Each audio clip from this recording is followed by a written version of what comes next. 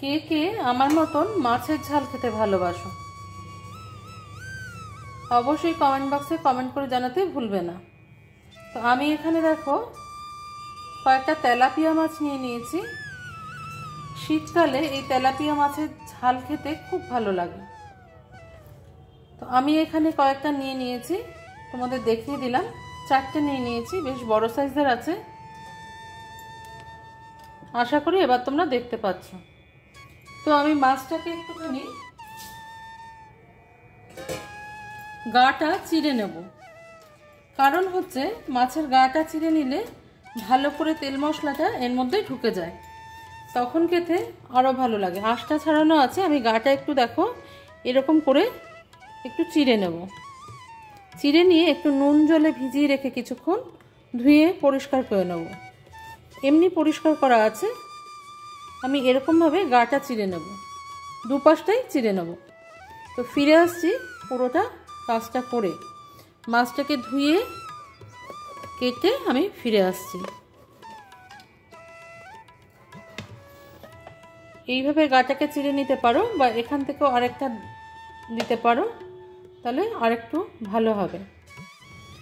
মাছগুলোকে আমি পরিষ্কার করে নিয়েছি। এবার দেখো একটুখানি লেবুর রস, মাছের মাত্রই যদি একটু ঝাল করি, একটু লেবুর রস দিয়ে আর লঙ্কার গুঁড়ো, নুন, হলুদ দিয়ে ম্যারিনেট করে রাখলে কিছুক্ষণ, যতক্ষণ পর্যন্ত তেলটা গরম হবে সেই পর্যন্ত ম্যারিনেট করে রাখলে ভালো লাগে। নাহলে মাছের থেকে অনেকেই আমরা একটা গন্ধ পাই। তো লেবুর রসটা আমি একটা গোটা লেবুর রসই দিলাম।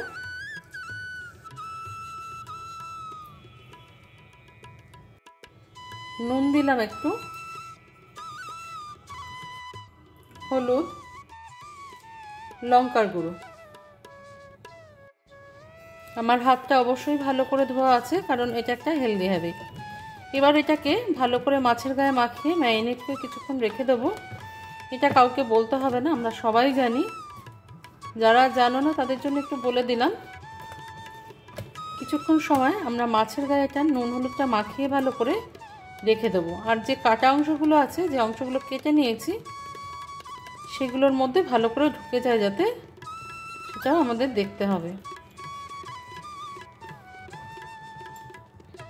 মাছটাকে কিছুক্ষণ সময়ের জন্য এখন আমি রেখে দেবো। বসিয়ে দিয়েছি একটা কড়াই, দিয়ে দেবো সর্ষের তেল। মাছ রান্নাটা সর্ষের তেলে খেতেই বেশি ভালো লাগে। মাছ ভাজতে একটু বেশি তেল লাগে, আর রান্নার সময় একটু কম তেল দিলেও হয়। তোমরা ভাবছো ঝালটা আমি কী দিয়ে করব। তো আমি এখানে আগে পেঁয়াজ, রসুন, আদা আর কাঁচা লঙ্কা, শুকনো লঙ্কা আর কিছু শুকনো মশলা আছে যেগুলোর পেস্ট করে নেব। তেলটা গরম হয়ে গেছে দেখো। এবার আমি মাছগুলো ভেজে নেব। আশা করি এই মাছ ভাজাটা তোমাদের দেখাতে হবে না।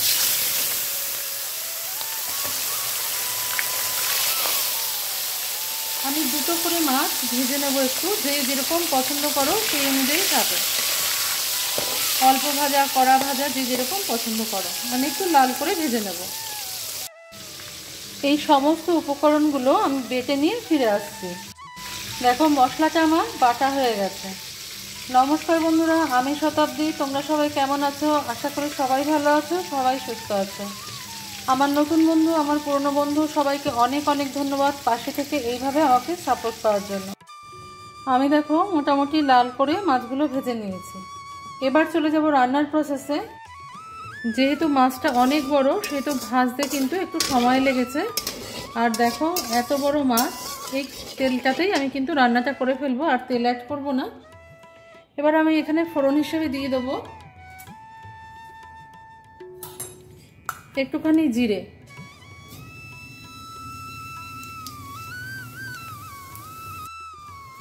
দিয়ে দেবো একটা তেজপাতা আর দুটো শুকনো লঙ্কা হাত দিয়ে ফাটিয়ে। ফোড়নটা থেকে যখন একটা সুন্দর গন্ধ ছাড়বে তেজপাতা, জিরা, শুকনো লঙ্কার, তখন আমরা এর মধ্যে অ্যাড করে দেবো যে মশলাটা, পেঁয়াজ, আদা, রসুন, টমেটো বেটে রেখেছিলাম সেটা।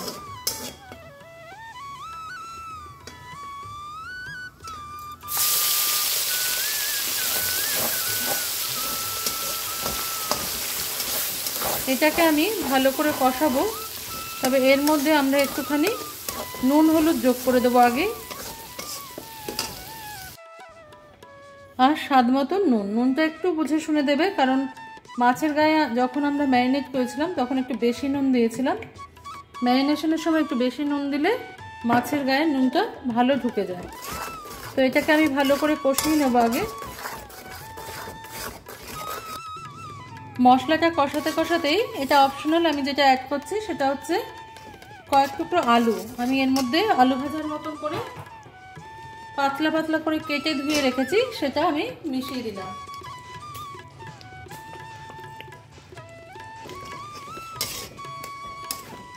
এই মশলার সাথেই আলুটা কষা হয়ে যাবে আর ভাজাও হয়ে যাবে। নিয়ে নিয়েছি 1 চা চামচ পরিমাপে শুকনো লঙ্কার গুঁড়ো, ঝাল শুকনো লঙ্কার গুঁড়ো।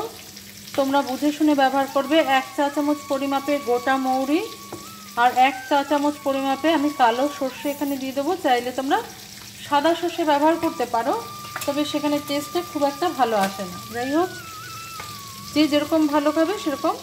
এটার মধ্যে আমি একটু জল দিয়ে এটার একটা পেস্ট তৈরি করে নেব। দেখো মশলাটা যখন এই পর্যায়ে কষে এসেছে, তখন আমি এর মধ্যে যে মশলাটা আমি বেটে রাখলাম সর্ষে মৌরি, এটা আমি অ্যাড করে দেবো। দিয়ে এটা দিয়েও কিছুক্ষণ কষিয়ে নেবো। তার আগে আমি গ্রাইন্ডারের জারটা ধুয়ে একটুখানি জল দিয়ে দেবো। নুন ঝাল যে যার মনের মতন রাখবে।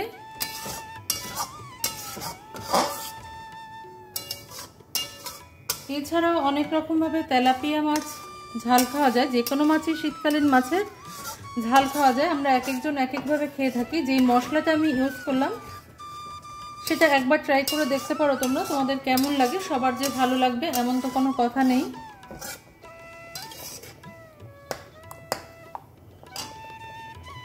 আমি এবার যেহেতু সর্ষে দেওয়া আছে বেশি কষাতে পারবো না, আগেই মশলাটা পেঁয়াজ আদা রসুনের গন্ধটা চলে গেছে। আমি এবার মাছগুলো এর মধ্যে অ্যাড করে দেবো।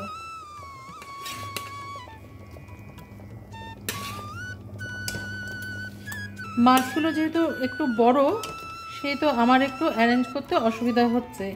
এই কড়াইতে মনে হচ্ছে ধরে যাবে। আর সামান্য একটুখানি জল দিয়ে দেবো আমি উপর থেকে। এই সময় সবাই নুনটা একটু চেক করে নেবে।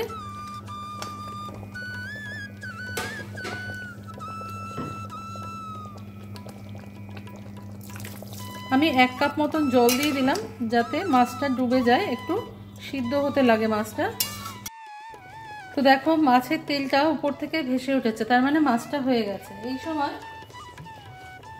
আমি কিছুটা কুচিয়ে রাখা ধনেপাতা এর মধ্যে অ্যাড করে দেবো। এটা অবশ্যই দিতে হবে, যেহেতু শীতকাল আর প্রচুর ধনেপাতা পাওয়া যাচ্ছে। ধনেপাতাটা দিয়ে দিলাম, আর দিয়ে দেবো কিছুটা চিড়ে রাখা কাঁচা লঙ্কা। কাঁচা লঙ্কাগুলো আমি অ্যাড করে দিলাম। যে যেরকম ঝাল খাবে সেই অনুপাতে দেবে, আর যে যেরকম ঝোল খাবে সেই অনুপাতে জলটা রাখবে। তাহলে আজকে এই পর্যন্তই বন্ধুরা। দেখা হচ্ছে পরের দিন অন্য কোনো রেসিপি নিয়ে তোমাদের সঙ্গে। তোমরা সবাই ভালো থেকো, সুস্থ থেকো।